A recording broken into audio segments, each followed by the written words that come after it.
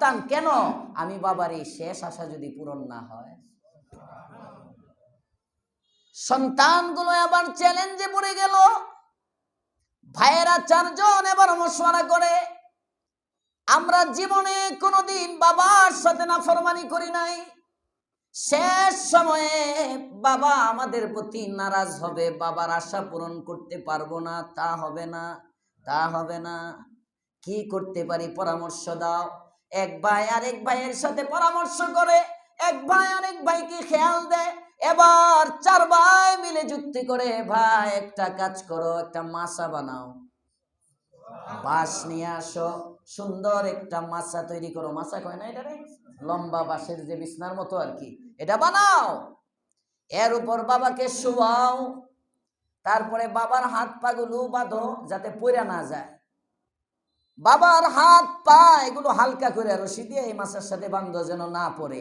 এটার উপরে বাবারে শোয়া লও, আমরা 4 জন তো 4 খুঁটি আছি, আব্বারে কান্দে করে নিয়ে মদিনার পথে রওনা করি। আল্লাহু আকবার। কাকে বলে বাবা মার আনুগত্য? কাকে বলে বাবা মার ফরমাবরদারি? কয়দিন ওজুর পানি আগে দিছেন? এই যে শীত যাইতেছে, কয়দিন খেদমতের নিয়তে নিজের বাবা বা মাকে পানি গরম করে দিছেন ফজরের সময়? বুড়া হয়ে গেছি, কাজের মেয়ে আছে না, এখন বুয়া আছে না, বউ وذي القربى واليتامى والمساكين وقولوا للناس حسنا وأقيموا الصلاة وآتوا الزكاة ثم توليتم إلا قليلا منكم وأنتم معرضون صدق الله العظيم. درود شريف পড়ি। اللهم صل على محمد وعلى آل محمد كما صليت على إبراهيم وعلى آل إبراهيم إنك حميد مجيد. اللهم بارك على محمد وعلى آل محمد كما باركت على إبراهيم وعلى آل إبراهيم إنك حميد مجيد. سبحانك لا علم لنا إلا ما علمتنا إنك أنت العليم الحكيم. যে মরহুমের ইন্তেকাল হয়েছে, জানাজা পড়ছি আমরা, দোয়া করি আল্লাহ তাআলা ওনার সওয়াল জবাব আসান করে দেন। সবাই বলেন আমিন।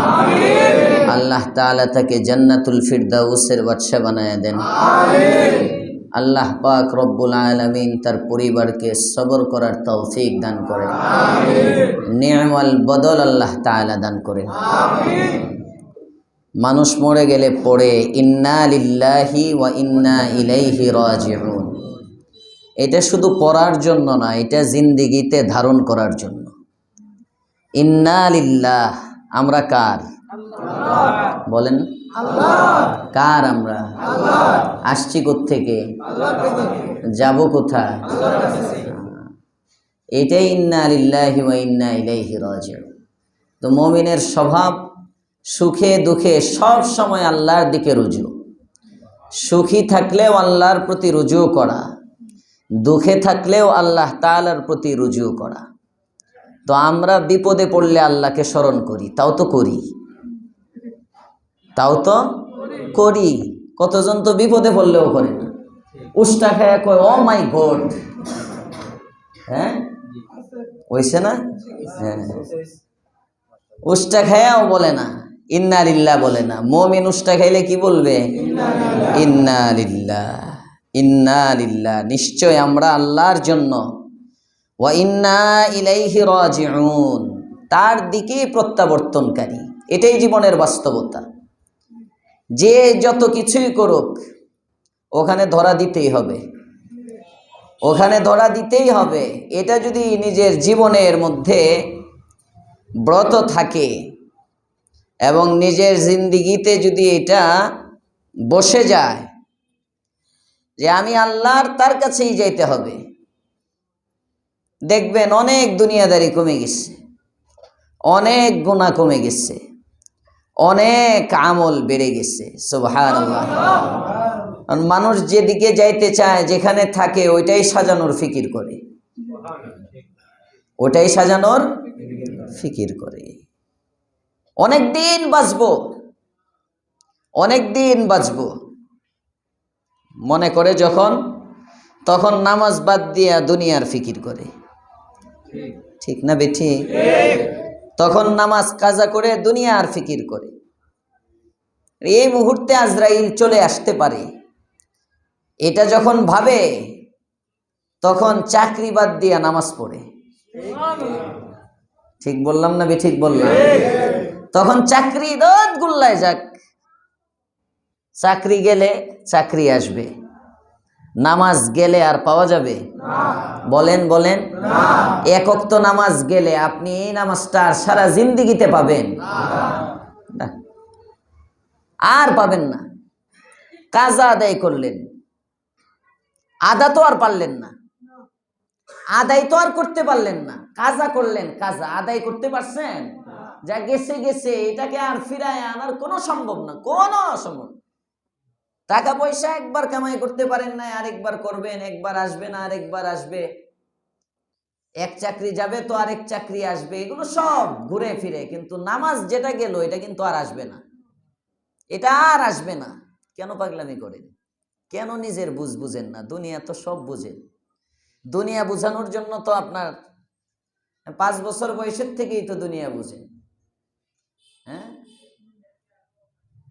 সব দামি জামা চিনেন, দামি বাড়ি চিনেন, দামি পোশাক চিনেন, দামি খাবার চিনেন, সব চিনেন।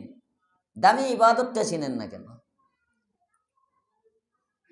ওগুলো তো আপনাকে চিনাইতে হয় না, অটোমেটিক। দেখতে দেখতে দেখতে দেখতে অনেক কিছু চিনেন। এটা বুঝেন না কেন? এটা চিনেন না কেন? আল্লাহ চিনবার তৌফিক দাও। সবাই আমিন কয় নাই? যারা আগে কইছে এরা বাড়ছে আওয়াজ, আর যদি কয় নাই এটি এখনো মুখ খুলে নেই। অনেকে মুখ বন্ধ করে বইয়া থাকে, কি মা রেফতি আমিন কয় নাকি? যেমন মা রেফতি নামাজ আছে কিছু, এরার ওযু লাগে না, গোসলও লাগে না, এরা শরীর নাপাক হয় না। আমরা মোহাম্মদপুর যখন ছিলাম, ওই জামিয়া রহমানিয়াতে পড়ি, তো ওই জায়গায় এক বন্ড পীর ছিল, আরে এটার নামটা ভুলে গেলাম, খুব প্রসিদ্ধ ছিল। যাক, জাহেলের নাম বলছি, ভালো হয়েছে। কি যেন একটা কইলে প্রসিদ্ধ, নাকি 40 বছরে গোসল করে না, নাউজুবিল্লাহ। প্রসিদ্ধ ছিল ওইদিকে। জাহেল এ যখন বের হইতো, এর পিছনে আবার কিছু জাহেলে ঘুরতো। ওই এলাকার প্রসিদ্ধ ছিল। আল্লাহ হেদায়েত দান করুক, বলেন আমিন। যে যাই করি ভাই, মরতে হবে, এটা বিশ্বাস করি, এটা বুঝিও। চোখের সামনে কত মানুষ পরিচিত নাই, কত মানুষ পরিচিত, নিজের আত্মীয় স্বজনের মধ্যে পরিচিত কতজনকে হারাইতেছে। তো আমার জিন্দিগির তাবদিল হইতেছে না কেন? জীবনের পরিবর্তন আসতেছে না কেন? ভাবছেন কখনো? ফিতরত জিন্দা হয় না কেন? বুখারীর মধ্যে একটা হাদিস আছে, মানুষের দিলটা হইল একটা খনি। সুবহানাল্লাহ। কিসের খনি এটা বলা হয় নাই তো, এই জন্য সুবহানাল্লাহ বলা হয় না, যে আগুনের খনি নাকি টাকার খনি, বুঝে শুনে সুবহানাল্লাহ বলি। মানুষের দিলটা হইল ঈমানের খনি। আল্লাহু আকবার। বুখারীতে এই হাদিস কয়েক জায়গায় আসছে। আন্নাসু কাল মাআদিন, মাআদিন খনিকে বলা হয় খনি। খনি যেমন তেলের খনি আছে না, পেট্রোল তেল, গ্যাসের খনি আছে না, গ্যাসের খনি জমিনে তো অটো গ্যাস বের হয়, কথা বলেন না? হ্যাঁ জি, আলে আন্দাজি বাইর করতে হয়। খনন করতে হয়, বের করতে হয়, খনি তালাশ করে তারপরে এটার চতুর্দিকে বাউন্ডারি দিয়ে ওখান থেকে গ্যাস উৎপাদন করে, উপর থেকে অনেক কিছু সরায়। তেল জমিনের নিচে আছে, কোথায় আছে বের করতে হয়, বাইর হয় না। হঠাৎ দুই এক জায়গায় একটু বোঝা যায়, আগুন ধরে যায়, এটা তো হঠাৎ আচমকা, বোঝানোর জন্য এটা আচমকা। কিন্তু গ্যাসের খনি যারা তালাশ করে খুঁজে খুঁজে বাইর করতে হয়। কন্ট্রাক্টর সব ঠিক কইতেছি না? গ্যাসের খনি, তেলের খনি, পেট্রোল, এই যে জমিনের নিচে আছে, স্বর্ণের খনি, এগুলো তালাশ করতে হয়, খুঁড়তে হয়, ওখান থেকে বের করতে হয়। ঠিক তদ্রুপ আপনি আমার দিলটা হলো ঈমানের খনি, এটার মধ্যে থেকেও ঈমান বাইর করতে হয়, বাইর করতে হয়। এটা ওঠো আসে না, এটা যে খনি, এটা তো আল্লাহর রাসূল বলে দিছেন। আল্লাহ তাআলা কোরআনে কারীমে বলছেন, ফিতরাতাল্লাহিল্লাতী ফাতারান নাস আলাইহা, সুবহানাল্লাহ, ফিতরাতাল্লাহ আল্লাতী ফাতারান নাস আলাইহা,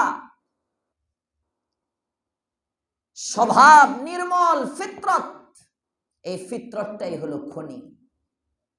মানুষের কলবের মধ্যে যে খনিকে আল্লাহ তাআলা রেখে দিয়েছেন, এটা এমন এক খনি, এই খনিটা এত নির্মল, এটা কোনো পাপে জড়ায় না। হাদিসে বুখারীতে আল্লাহর রাসূল বলেন, কুল্লু মাউলুদিন ইউলাদু আলাল ফিতরাহ, প্রতিটা শিশুই ফিতরতের উপর জন্মগ্রহণ করে। কোন ফিতরত? এই যে কোরআনের ফিতরত আর এই ফিতরত। ফিতরত মানে নির্মল স্বভাব, অর্থাৎ ঈমানি খনির উপর জন্মগ্রহণ করে। কুল্লু মাউলুদিন ইউলাদু আলাল ফিতরাহ ফাআবাওয়াহু ইউহাউইদানিহি আও ইউনাসসিরানিহি আও ইউমাজ্জিসানিহি। কয় তার বাবা মা তাকে ইহুদি বানায়, তার বাবা মা তাকে নাসারা খ্রিস্টান বানায়, তার বাবা মা তাকে অগ্নি পূজক বানায়, মাজুসি বানায়। কিন্তু তার ভিতরে ছিল মূলত ঈমানের খনি। ওই ঈমানের খনি, এখন এই যে ঈমানের খনি নিচে পড়ে গেল, শিরিক, বিদআত, খুরাফাত, জাহালাত, এগুলো ঈমানের খনির উপরে আসলো। এই সব সরায়া বুদ্ধিমান যে সেই ঈমানটাকে উপরে উঠায়। এই ঈমান যখন উপরে উঠে তখন নামাজ ভালো লাগে, সুবহানাল্লাহ কইেন না। ঈমান যখন উপরে উঠে তখন গুনাহ খারাপ লাগে, নেকি ভালো লাগে, সুবহানাল্লাহ। তখন মনে চায় শুধু নেকি করি, নেকি করি, নেকি করি। তখন নেকির লোভ আসে। এই ঈমানটা তাজা হয়, বলে না ঈমান তাজা হয়। এই ঈমান তাজা মানে ঈমান উপরে উঠে। ঈমান উপরে উঠে, ঈমান তো ঢাকা পড়ে গেছে কিসের দ্বারা? লা ইলাহা ইল্লাল্লাহ, কয় না সবাই? দেখছেন? ইল্লাল্লাহ, লা ইলাহা ইল্লাল্লাহ, লা ইলাহা ইল্লাল্লাহ, লা ইলাহা ইল্লাল্লাহ, লা ইলাহা ইল্লাল্লাহ, লা ইলাহা ইল্লাল্লাহু মুহাম্মাদুর রাসূলুল্লাহ। আফজালুজ জিকির, সর্বশ্রেষ্ঠ জিকির হলো লা ইলাহা ইল্লাল্লাহ। আরো আস্তে কোন সুবহানাল্লাহ। আল্লাহর পয়গম্বর আপনি আমার নবী, দু জাহানের সরদার, রাহমাতুল লিল আলামিন সাল্লাল্লাহু আলাইহি ওয়াসাল্লাম বলেন, আহাব্বুল কালামি ইলাল্লাহি আরবা। ও আমার উম্মতেরা শোনো, আল্লাহ পাক রব্বুল আলামিনের কাছে চারটা কালিমা অধিক প্রিয়। সুবহানাল্লাহ। নাম্বার 1 সুবহানাল্লাহ, নাম্বার 2 আলহামদুলিল্লাহ, নাম্বার 3 আল্লাহু আকবার। জোরে বলেন। নাম্বার 4 লা ইলাহা ইল্লাল্লাহ। এই চারটা হলো আল্লাহ তাআলার নিকট প্রিয়, আর এই চারটার মধ্যে সবচেয়ে দামি আর শ্রেষ্ঠ হলো লা ইলাহা ইল্লাল্লাহ। অন্য রিওয়ায়াতে বলেন আফজালুজ যিকরি লা ইলাহা ইল্লাল্লাহ। সুবহানাল্লাহ। আল্লাহর পয়গম্বর বলেন সর্বশ্রেষ্ঠ জিকির হলো লা ইলাহা ইল্লাল্লাহ। এটা সর্বশ্রেষ্ঠ জিকির। আর আফজালুদ দুআ, সর্বশ্রেষ্ঠ দোয়া হলো আলহামদুলিল্লাহ। সুবহানাল্লাহ। করব জিকির করব ইনশাআল্লাহ। চলতে ফিরতে কিছু জিকির করেন, পারবেন ইনশাআল্লাহ। আল্লাহর পয়গম্বর মেরাজে গেছেন, মেরাজে গেছেন না? আজকে মেরাজের ওয়াজ করার কথা ছিল জুমাতেও আসে নাই, এখনো আসবে না ইনশাআল্লাহ। মেরাজ, রাসূলের মেরাজ হইছে। আল্লাহর পয়গম্বর মেরাজের পুরা একটা প্যাকেজ বয়ান করলে মিনিমাম 2 থেকে 2.5 ঘন্টা দরকার পুরা প্যাকেজ দিতে। তো জুমার মধ্যেও আপনার 2 ঘন্টা সময় নাই, জুমাতে 40, 45, 50 টাইনা 1 ঘন্টা বয়ান হয়। আর তাফসিরে ঘন্টাখানেক হইলে 2টা মিলাইয়াও মেরাজের কিছু বাকি থাকে। 2টা মিলাইয়াও যেহেতু প্যাকেজ হবে না, সুতরাং বন্ধই থাকুক। রাসূল করিম সাল্লাল্লাহু আলাইহি ওয়াসাল্লামকে মক্কাবাসী, মক্কার মুশরিকরা হত্যা করার জন্য প্ল্যান প্রোগ্রাম করে রেডি হইছেন। আজকে আর রাখবো না, মাইরেই ফেলবো। বাড়ির চতুর্দিক ঘেরাও করছেন, নবীকে মারবেন। একটা হিজরতের সময় আর একটা এখন, মারার জন্য ঘেরাও করছেন। মুহাম্মদ রে মাইরেই ফেলবো। হযরত জিবরাইল আমিন আসছেন,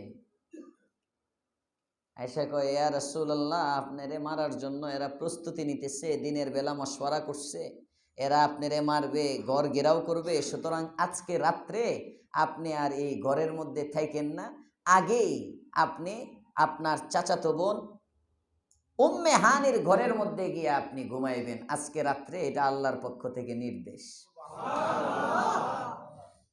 আল্লাহর পয়গম্বর চাচাতো বোনের বাসায় গেছেন। চাচাতো বোনটা হলো আলী রাদিয়াল্লাহু তাআলা আনহুর ঘর আর কি, আলীর আপন বোন, আলী ইবনে আবি তালিবের, আলী রাদিয়াল্লাহু তাআলা আনহুর আপন বোন উম্মে হানি। অনেকে কইব এই তো পর্দা লাগে না, বুঝো নাই? তো ওয়াজ করা খুব কঠিন হয়ে গেছে। আওয়ামী লীগের আমলে এত কঠিন ছিল না, এখন ওয়াজ করা যত কঠিন। আল্লাহ তাআলা হেদায়েত দান করুক, বলেন আমিন। হক বুঝেন, পর্দার বিধান নাই 1। 2 নম্বরে নবীর পর্দার কি দরকার, যার সব আল্লাহ পাক করে দিছেন। সুবহানাল্লাহ। আপনি নবীরে যদি আপনার সাথে মিলান, এটা হইল কই লিয়াকত-আলী, কই জুতার কালি, কই আব্বাস, কই গাবগাস, কি মিলান আপনি? কার সাথে কাকে মিলান? পয়গম্বর তো পয়গম্বর, ওনার সামনে মেয়ে আসলেই কি আর না আসলেই কি, ওনার সব আল্লাহ বলেন লিয়াগফির লাকাল্লাহু মা তাকদ্দামা মিন যামবিকা ওয়া মা তাআখার, আগে পরের সব গুনাহ আমি আল্লাহ তোমার মাফ করে দিলাম। উম্মে হানির ঘরের মধ্যে গেছেন। উম্মে হানির ঘরটা কোথায়? বাবে উম্মে হানি। বাবে উম্মে হানি এখনো একটা জায়গায় নিদর্শন আছে, এটা তোমারে দেখাইনি, আপনারে দেখাইনি, আছে হাতিমে কাবার কাছেই। উম্মে হানির ঘরটা যেখানে ছিল একটা পিলার, হাতিমে কাবা বরাবর ওদিক দিয়ে পিছনে একটা নিদর্শন এখনো আছে। যেখানে উম্মে হানির ঘর ছিল পাশাপাশি নিদর্শন আছে। ইনশাআল্লাহ আল্লাহ কোনো এক সফরে একসাথে করলে দেখাই দিব। আল্লাহ আমাদের সকলকে বাইতুল্লাহর জিয়ারতের তৌফিক দেখ, বলেন আমিন। তো উম্মে হানির ঘরের ওখানে এটা হাতিমে কাবার সংশ্লিষ্ট ছিল। উম্মে হানি ওনার ঘরের মধ্যে আল্লাহর রাসূল গিয়া ঘুমাইছেন। রাতের বেলা হঠাৎ করে ঘরের উপরে ফাইটে গেছে, ছাদ ফাটা, ছাদ খুলে গেছে। খুলে আল্লাহর পয়গম্বর দেখতেছেন 2 জন ফেরেশতা ভিতরে নেমে আসছে। একজন জিবরাইল আলাইহিস সালাম। আয়েশা পয়গম্বররে বলতেছেন চলেন, নবী কয় কই চলবো? কয় আয়েন। একেবারে সোজা আলগি দিয়ে উঠায়া এখান থেকে নবীকে ছাদ দিয়ে বের করে হাতিমে কাবার পাশে যে জমজম, ওই জমজমের পাশে নিয়ে আল্লাহর পয়গম্বরকে শোয়াই দিছেন। ছোটবেলায় যুক্তিবাদীর মেরাজের ওয়াজ শুনছিলাম ক্যাসেটের মধ্যে।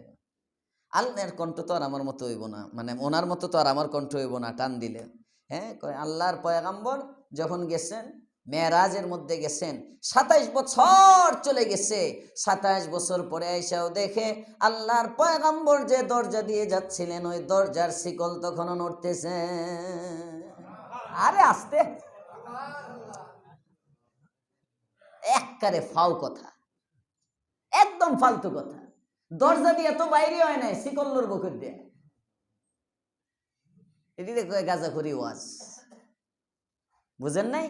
কোনো পড়ালেখা নাই, কিচ্ছু নাই, শূন্য শূন্য বক্তা। বর্তমানের অধিকাংশ বক্তা হইলো শূন্য শূন্য। গতকালকে আমার একজন বলতেছে, কয় যে হুজুর আপনি তো বলেন মাঝে মাঝে বয়ানের মধ্যে, আপনার বয়ানে শুনি এইটা সেইটা, অমুক দল ইসলামিক দলের নামে এটা না ওইটা না, কিন্তু অন্য উলামায়ে কেরাম বলে না, আর বক্তারা তো কয় না। অন্য বক্তারা কয় না কেন? আমি বললাম ঠিক ভালো একটা প্রশ্ন করছেন। আমি বললাম অন্য বক্তা যারা আছে, এই বক্তা অধিকাংশ আমার বয়সের বক্তা যেগুলো, এটি আকসার 99টা বক্তাই হলো শূন্য শূন্য বক্তা। এটি যখন শুনবো মামুন সাহেব কইতেছে তখন এটি কইব, যখন শুনবো আইয়ুবি কইতেছে তখন এটি কইব, যখন শুনবো হাসান জামিল বলতেছে ওই হুন্যা হুন্যা এক একজনের শোনা। নিজের চালান নাই তো, নিজের পড়ালেখা দ্বারা তো বুঝে না কোনটা হক কোনটা বাতিল। নিজে পড়ালেখা করে যে বুঝবে এটা সাদা এটা কালো, ওইটা জনগণকে জানাবে, এই মালপানি নাই তো বিক্রি। এটা পড়ার জন্য তো এলেম লাগে, এটা পড়ার জন্য কষ্ট লাগে, মেহনত করে বাইর করতে হয়। এতটুকু কষ্ট করতেও মৌলবী রাজি না। এই জন্য ঠিকই মামুন সাহেব তো বলবে না, কারণ মামুন সাহেব ওই দলে আসে, এক বাক্স নীতিতে মামুন সাহেবও আছে। অমুকে বলবে না, অমুকেও এই দলে আছে। অমুকে বলবে না, আমি যদি বলতে যাই আমার দুস্থ তো মামুন সাহেব, আমার দুস্থ অমুক। বুঝতেছেন কথা? বুঝতেছেন? আমার দুস্থ বন্ধু কষ্ট পাবে, দোস্তি চলে যাবে। সুতরাং জায়গা মতো ব্রেক, মুখ চাপানো। আর না হলে আওয়ামী লীগের আমলে যে পরিমাণ কাজ হয়েছে, আওয়ামী লীগের আমলে ইসলামের ক্ষতি যেমন হয়েছে, এখন কি আপনারা মনে করেন ইসলামের সব উপকারী হচ্ছে? যে ওই যে ধর্মীয় শিক্ষকের বদলে যে গানের শিক্ষক এই অন্তর্বর্তীকালীন সরকারের আমলে নিয়োগ হয়েছে, আপনি কি মনে করেন এই নিয়োগটা যদি আওয়ামী লীগের আমলে হইতো, জুমার নামাজের পরে রাজপথে মৌলবীদের মিছিলে থাকা যেত না? আসতে কোন কেন, জোরে কোন ঠিক?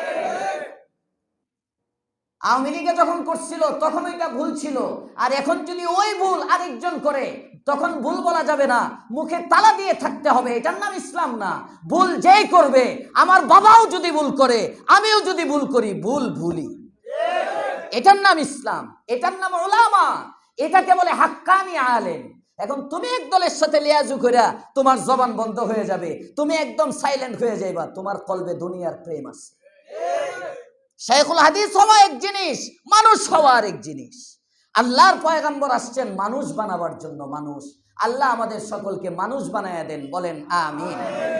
মুহতারাম হাজিরিন, রাসূল গেলেন মেরাজে, ওখান থেকে বের হয়ে গেলেন হলো জিবরাইল উপর দিয়ে ঘরের উপর থেকে বের করলেন, বের করে নিয়ে হাতিমে কাবার পাশে শোয়াইলেন।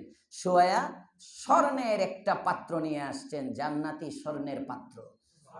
ওই জান্নাতি স্বর্ণের পাত্রের মধ্যে আল্লাহর পয়গম্বরের বুকটা ফাড়লেন, ফাইরা ওখান থেকে কলিজা, কলব, হার্ট যেটা এখন আপনারা দিল, এটাকে বের করলেন। বের করে ওই পাত্রের মধ্যে রাখলেন, জমজমের পানি নিলেন, জমজমের পানি দিয়ে সুন্দর করে ওই দিলটা ধুইলেন। 4 বার আল্লাহর পয়গম্বরের শাক্কে সদর হয়েছে, বক্ষ বিদীর্ণ 4 বার হয়েছে। কয়বার? 4 বার। একবার 4 বছর বয়সে, একবার 10 বছর বয়সে, একবার 40 বছর বয়সে। এই হলো 4 10 40। আরেকবার মেরাজের সময়, আরেকবার মেরাজে যাওয়ার আগে। এই 4 বার আল্লাহর পয়গম্বরের ওই শাক্কে সদর হয়েছে। এই জন্য চিকিৎসাবিদরাও বলে একজন ব্যক্তির হার্ট সার্জারি করলে 4 বারের বেশি ফারণ যায় না। রিং টিং পরায় যদি ওই যে ওপেন না কি বলে, এগুলো বারবার খোলা, এটা চিকিৎসা শাস্ত্রে এই সমস্ত মেরাজের ওয়াকিআত থেকে অনেক বিজ্ঞানীরা অনেক কিছু এখান থেকে নিচ্ছে। সুবহানাল্লাহ। মুহতারাম হাজিরিন, রাসূল করিম সাল্লাল্লাহু আলাইহি ওয়াসাল্লামের কলবটাকে ধুইলেন জমজমের পানি দিয়ে, ধোয়া এরপরে আবার এখানে রাখলেন, রাইখা তারপরে হযরত জিবরাইল আমিন দুই পাশ থেকে এভাবে ধইরা চাপ দিছেন। কোনো সুই নাই, সুতা নাই, কোনো সেলাই নাই, কসমেটিক সার্জারি। আরো আসতে কোন সুবহানাল্লাহ।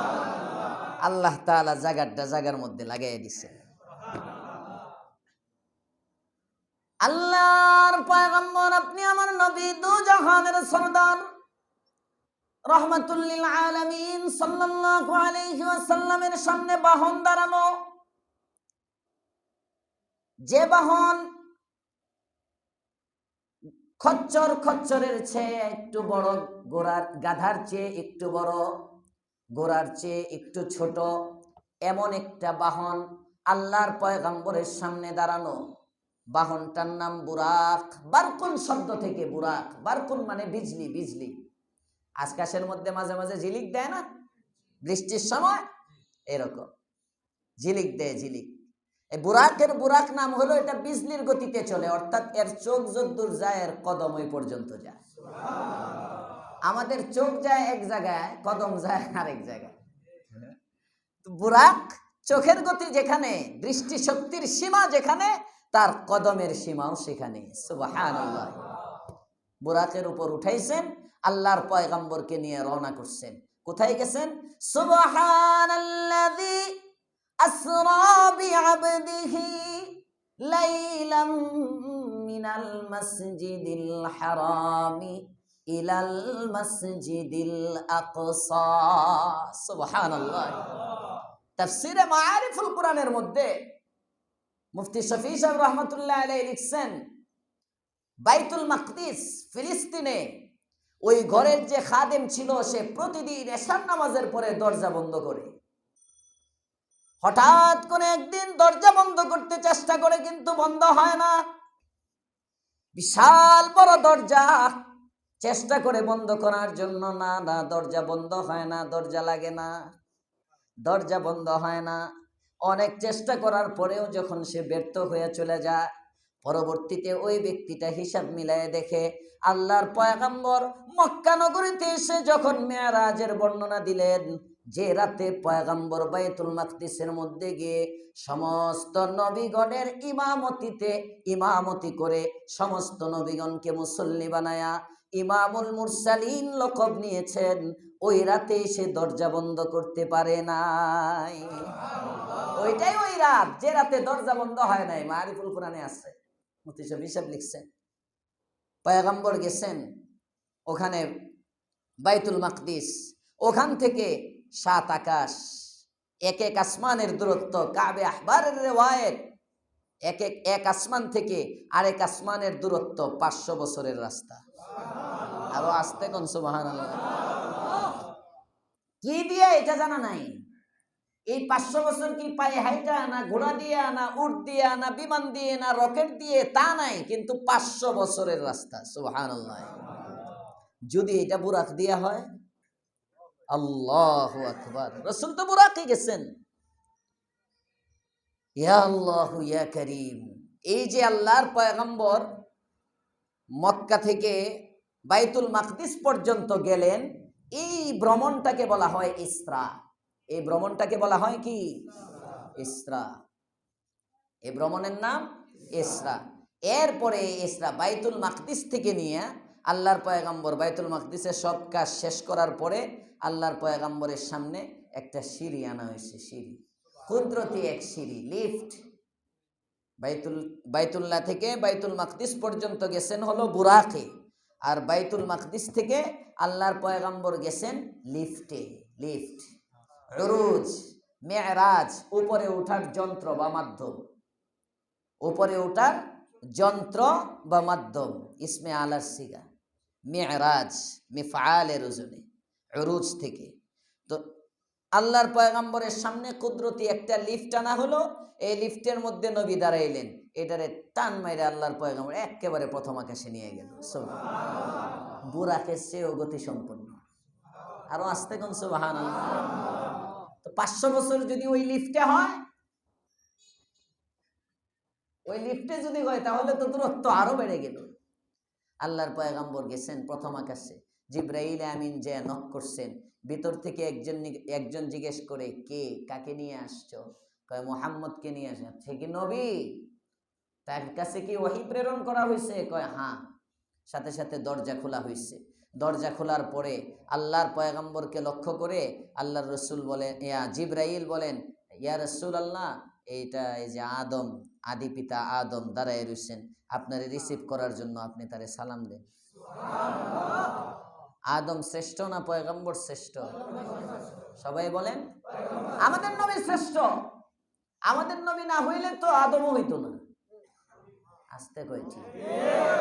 আমাদের পয়গম্বর না হইলে তো আসমান জমিন কিচ্ছু হইতো না।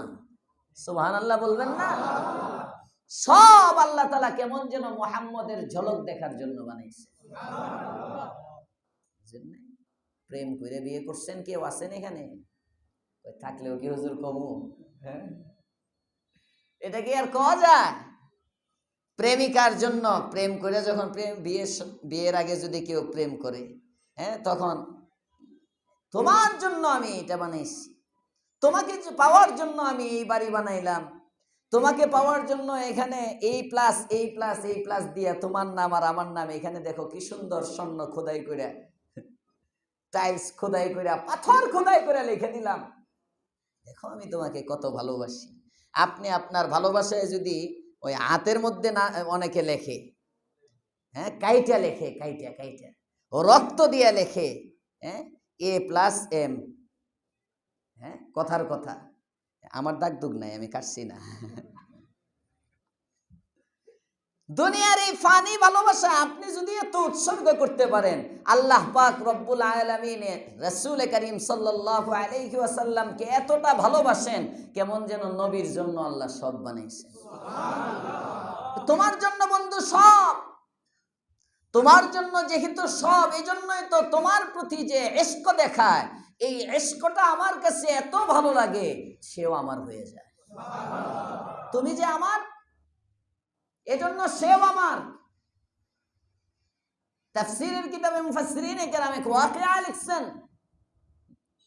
মক্কার মধ্যে এক বুড়া রাসূল করিম সাল্লাল্লাহু আলাইহি ওয়াসাল্লামকে দেখবে, দেখার ইশক করছে। 4টা ছেলে আছে তার, 4 ছেলেকে ডাকছে, কয় আমি বাঁচবো না, মরে যাব, আমি বাঁচবো না, মারা যাব, আমার শেষ একটা আশা, এই আশা তোমাদের পূরণ করতে হবে। নেক সন্তান যদি হয়, সে তো বাবার আশা একটাও পুরা করে না। হ্যাঁ করে। আদর্শ সন্তান বাবার আশা পূরণ করে, মার আশা পূরণ করে, আদর্শ সন্তান যদি হয়। ছেলেরা বলতেছে, বাবা বলেন কি আশা আপনার? 4 সন্তানকে লক্ষ্য করে বলে, বাবা আমার জীবনে আর কোনো চাওয়া পাওয়া না, একটা মাত্রই চাওয়া, আমি ইন্তেকালের আগে একবার মুহাম্মদ আরবি সাল্লাল্লাহু আলাইহি ওয়াসাল্লামের চেহারাটা দেখবার চাই। একবার মৃত্যুর আগে চেহারা দেখতে চাই। সন্তান বলে, বাবা কেমনে নিয়ে যাব? আপনি এত অতিশয় বৃদ্ধ, ঘোড়ার পিঠে সওয়ার হইতে পারেন না, উটের পিঠে সওয়ার হইতে পারেন না, কোন বাহনের মধ্যে আপনি বসে থাকতে পারেন না, আপনাকে কেউ যে বসায় রাখবে এটাও পারেন না, পিছনে একজন নিয়ে আপনাকে কোলের সাথে হেলান দিয়ে রাখবে তাও হয় না। এমন আছে না বাবা? কিছু বাবা ঘরে পড়া, একদম শুয়া পেশাব করে, শুয়া পায়খানা করে, উঠতে পারে না, দাঁড়াইতে পারে না।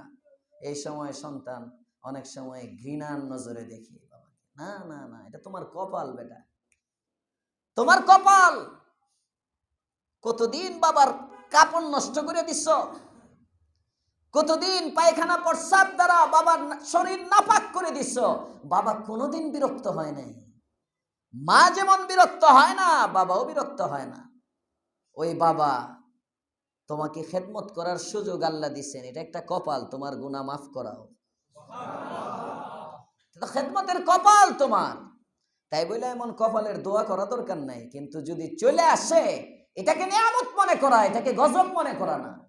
বুঝতেছেন কথা? বুঝতেছেন?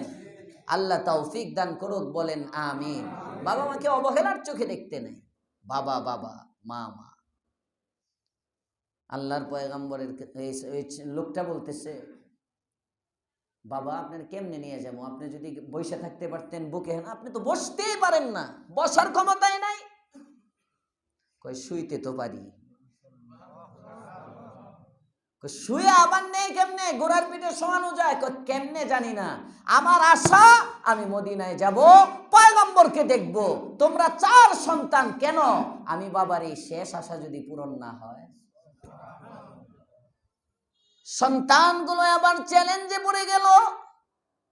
ভাইয়েরা 4 জন এবার মশওয়ারা করে, আমরা জীবনে কোনোদিন বাবার সাথে নাফরমানি করি নাই, শেষ সময়ে বাবা আমাদের প্রতি নারাজ হবে, বাবার আশা পূরণ করতে পারবো না, তা হবে না, তা হবে না। কি করতে পারি পরামর্শ দাও। এক ভাই আরেক ভাইয়ের সাথে পরামর্শ করে, এক ভাই আরেক ভাইকে খেয়াল দেয়।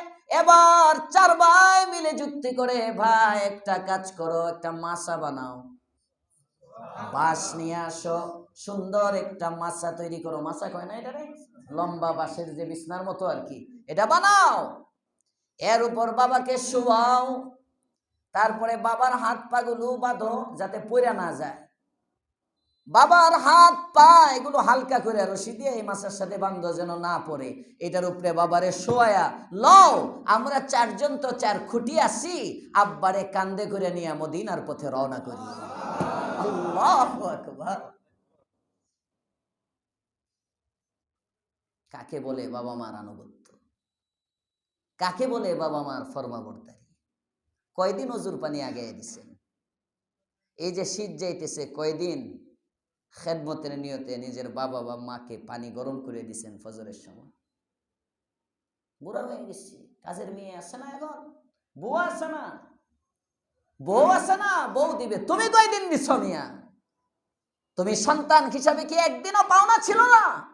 শীতের সময় চলে গেল, একদিন ফজরের সময় আগে আগে উঠা একটু পানি বদনার মধ্যে নিয়ে রেখে দিতে, আব্বা ছোটবেলায় আমার প্রতি আপনি যত্নবান ছিলেন, এই যে আজকে দেখতেন বাবার মনে যে দোয়াটা আসতো, মার মন থেকে যে দোয়া আসতো, এটা আপনার দারাজাত বুলন্দির জরিয়া হয়ে যেত। দোয়া নেওয়ার সুযোগ, খালি ইত্রামি করবো, ফাইজলামি করবো, কেমনে বাপ মারে কষ্ট দেওয়া যায়, কেমনে বদদোয়া নেওয়া যায়, কেমনে বদদোয়া নেওয়া। পৃথিবীটা তো আগুন, এই জন্য পৃথিবী তো আগুন, এই জন্য।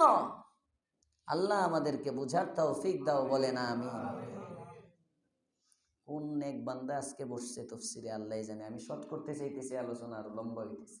আমার প্রোগ্রাম 10:30টায় বয়ান, হালুয়াঘাট, কুমিল্লার মতোই হয় কিনা আল্লাহ জানে। আহা, কষ্ট হইতেছে আপনাদের। বাবা মাকে কেমনে মানতে হয় দেখেন, তাফসীরের কিতাব থেকে বলতেছি। এবার 4 জন সুন্দর করে খাটের মধ্যে শোয়া বাবাকে কাঁধে নিয়ে 4 সন্তান মদিনার পথে রওনা করছে। কয় কিলোমিটার জানেন? 450 কিলো। গুগলে সার্চ দিয়েন, মক্কা থেকে মদিনার দূরত্ব 250 মাইল। 250 মাইল। ওই সময় এরকম সোজা সাজা রাস্তা ছিল না, পাথরের রাস্তা, পাহাড় নামবে উঠবে। এই 250 মাইল 4 সন্তান বাবাকে কাঁধে নিয়ে যাওয়ার জন্য প্রস্তুত হয়ে গেছে। আপনি তো গুরুস্থান পর্যন্ত বাপরে কাঁধে নিতে পারেন না। নিজের বাবা মারা যাওয়ার পরে নিজের বাবার লাশটাও আরেকজনের কাঁধে, দোয়াটাও আরেকজনের মাধ্যমে সব ভাড়াটিয়া দিয়া করো মিয়া। তোমার কাম কি? লজ্জা লাগে না সন্তান পরিচয় দিতে? তোমার বাবার জন্য দোয়ার দায়িত্ব খতিব সাহেবের, তোমার বাবারে গোসল দেওয়ার দায়িত্ব এলাকার যে ব্যক্তি আছে, হ্যাঁ, গোসলদাতা, ওই ব্যক্তিরে তালাশ করো। মারা যাওয়ার সাথে সাথে ফোন দিয়া গোসলের লোকের নাম্বারটা আছে ভাই, নাম্বারটা দেন, নাম্বারটা দেন। হ্যাঁ, মামুন দাদা গোসল দেয় না, গোসল দেওয়ার জন্য কথার কথা বলতেছি, এলাকার কথা না, বলতেছি বোঝানোর জন্য। তোমার বাবা মারা গেল, বাবারে গোসল দেওয়ার জন্য একজন লোক নিলা, বাবার কাফনটাও তুমি পরাইতে পারলা না, কাফন পরানোর জন্য ইমাম সাহেব, মুয়াজ্জিন সাহেব কিংবা খাদেম সাহেবরে খবর দিলা, কাফন পরানোর পরে লাশটাও তুমি জানাজার জন্য এই পর্যন্ত আনতে পারো না, খাটিয়া চারজনও তোমার স্বাস্থ্য ভাই, মামাতো ভাই, ফুফাতো ভাই, খালাতো ভাই ধরা লাগে, জানাজাও তুমি পড়াইতে পারো না, জানাজাও ভাড়াটিয়ে ইমাম সাহেবরে দিয়ে পড়ানো লাগে, নামাজের পরে দোয়া করবা হাত উঠাইয়া, এই দোয়াটাও তুমি করতে পারো না, খতিব সাহেবরে দিয়া এই দোয়াটা করানো লাগে। তোমার কাম কি? কাজ কি তোমার? অপদার্থ সন্তান কোথাকার। কে বলেছে মানুষ হওয়ার জন্য তোমারে? গরু হইতা নিয়ে গরু হইতে পারলা না? এমন মানুষের চেয়ে গরু ভালো, এমন মানুষের চেয়ে প্রাণী ভালো যে নিজের বাবার জানাজা পড়তে পারে না, যে নিজের বাবার জন্য দুইটা হাত তুলে দোয়া করতে পারে না, নিজের বাবারে কবরস্থানে নামাইতে পারে না। হুজুর আমি ডরাই ডরাই। কম বাখত, তুইও তো যাইবি এই কবরে, কিসের ভয়? মক্কার খতিব সাহেবও যদি তোমার বাবাকে কবরে নামায় এতটা আবেগ হবে না, তুমি তোমার বাবাকে কবরে নামাইলে যতটা আবেগ হবে। তুমি আল্লাহরে কইলা, আল্লাহ আমার বাবারে এই যে রেখে গেলাম, আমার সব কবরে থয়ে গেলাম, আমার দোয়া এত কবুল হবে না, তোমার দোয়া আল্লাহ যত শুনবে। বুঝো না কেন? সব জায়গায় ভাড়া চলে না তো, সব জায়গায় টাকা চলে না, কিছু কিছু জায়গায় নিজে আগাইতে হয়। আল্লাহ বুঝবার তৌফিক দাও, বলেন আমিন। এটা সন্তানের কাছে বাবার পাওনা, এটা সন্তানের কাছে বাবার পাওনা। আল্লাহ আমাদের সন্তানগুলোকে এরকম বানায় দেন যেন আমাদেরকে কবরে নামাইতে পারে। জোরে কোন আমিন। আল্লাহ আমাদের সন্তানগুলোকে এমন বানায় দেন যেন আমাদের লাশটা সামনে নিয়ে চারটা তাকবীর বলতে পারে। জোরে বলেন আমিন। এটার জন্য হুজুর লাগে না, এটার জন্য তো সুন্নতি দাড়িটা হইলে চলে, সুন্নতি পোশাকটা লাগাইয়া চারটা তাকবীর আল্লাহু আকবার বলবা, আর সানা দুরূদ শরীফ দোয়াটা শিখে নিবা। সালাম কে জানে না, খালি শুদ্ধ করে এই কয়টা জিনিস শিখলেই তো জানাজা পড়ন যায়। আর দাড়িটা রেখে দিবা, কারণ ফাসেকের পিছনে ইমামতি চলে না। আপনি যে আপনার আব্বার জানাজা পড়াইতে আসবেন, আপনার এক মুষ্টি দাড়ি নাই, আপনার পিছনে তো মানুষের ইক্তেদা হবে না।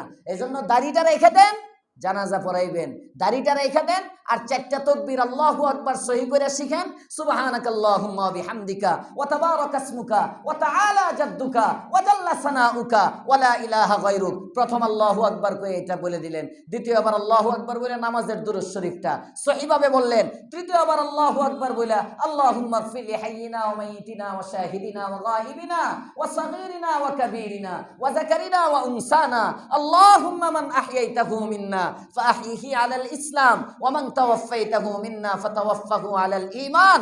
চতুর্থ তাকবীরের পরে আসসালামু আলাইকুম ওয়া রাহমাতুল্লাহ, আসসালামু আলাইকুম ওয়া রাহমাতুল্লাহ। সহিহ শুদ্ধভাবে এই জিনিসগুলো শিখবেন আর দাড়ি রাখবেন। পাঞ্জাবি পায়জামা তো সবার আছে, মইরা গেলে আয়া পড়বেন মসজিদে, পাঞ্জাবিটা পইরা আপনারা দেখা যাইব বিশাল হুজুর।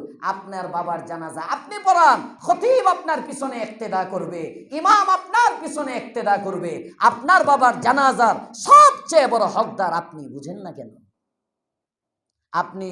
আপনি তাকবীর বলার সময় এক একটা তাকবীর বলতে চাইবেন, ধ্যান করবেন, আর তিনটা তাকবীর বাকি আছে, আর দুইটা তাকবীর বাকি আছে, আর একটা তাকবীর বাকি আছে। এই তো তাকবীরটা শেষ হয়ে গেছে, এরপরে বাপরে কান্দে কবরে নিয়ে নামাইবেন। এই যে খাটিয়াগুলো দিতেছে, আর একটু আব্বার চেহারাটা দেখা যাবে, আর তিনটা খাটিয়া বাকি আছে। এই যে শেষ, বাবারে রেখে দিলাম, আর জীবনে দেখা পাওয়া যাবে না। আমেরিকার খবর হবে, জার্মানের খবর নেওয়া যাবে, পৃথিবীর সব প্রান্তের খবর হবে। 3.5 হাত নিচে আমার বটবৃক্ষ যে আমার উপর ছায়া হয়ে থাকতো, আমার বাবারে এই যে রাখলাম, আর খবর পাবো না। আমার মাকে এই যে রাখলাম, আর খবর পাবো না।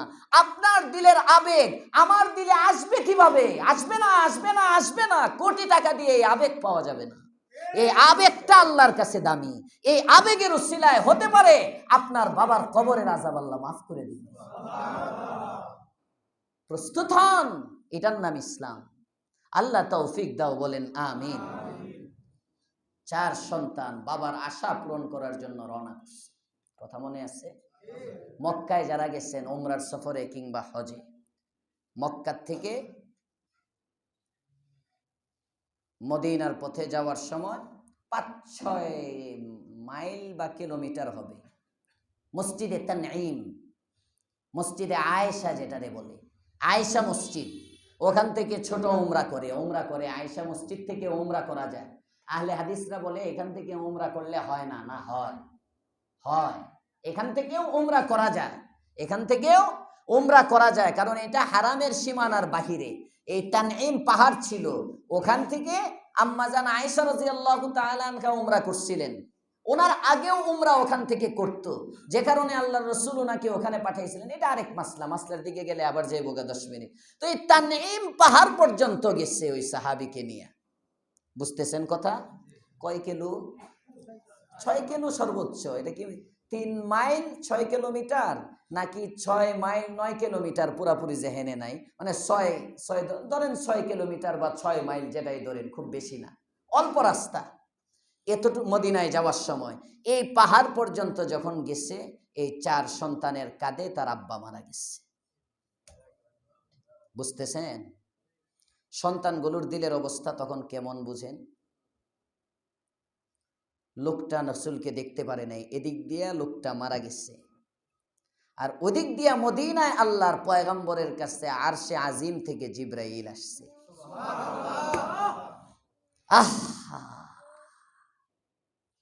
আল্লাহর পয়গম্বর, আপনি আমার নবী, দু জাহানের সরদার, রাহমাতুল লিল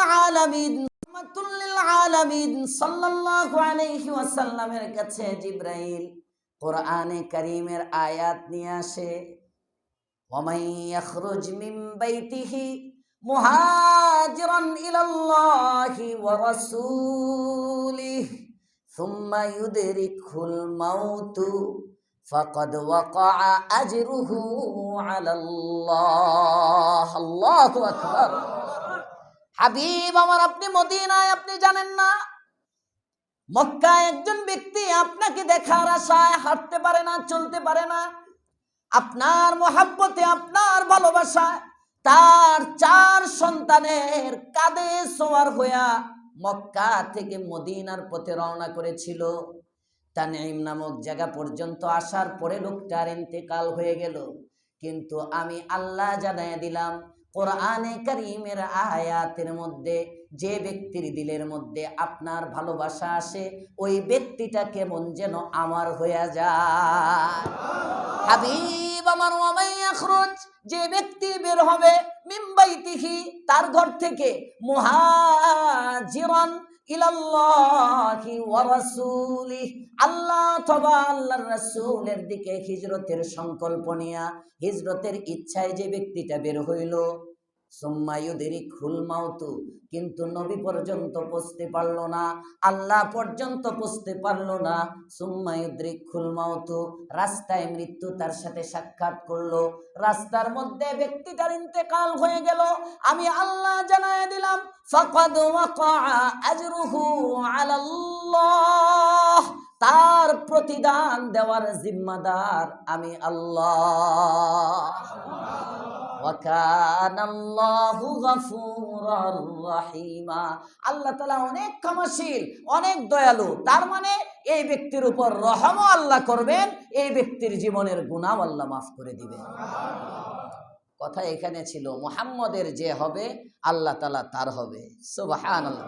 নবীকে আপনাবো তো ইনশাআল্লাহ, কথায় কাজে চলনে বলনে নবীর আদর্শ বাস্তবায়ন করব ইনশাআল্লাহ। নবীর আদর্শ, যে আসবে সে সালাম দিবে। সালাম কে দিবে? যে আসবে সে সালাম দিবে, এটা সুন্নাত। আপনারা এখানে বসে রয়েছেন, স্বাভাবিকভাবে খতিব সাহেব আসলে বাহ্যিকভাবে তাকওয়ার ভিত্তিতে কে দামি, এটা তো দিলের খবর আল্লাহ জানে, কিন্তু বাহ্যিকভাবে মনে হয় খতিব সাহেব আসছে সবচেয়ে দামি মানুষ মনে করে আর কি। মসজিদের মধ্যে হুজুর বয়ান করবে, সমানে আপনারা সালাম দিতে থাকলেন না, এটা সুন্নত না। সুন্নত যিনি আসবেন উনি সালাম দিবেন।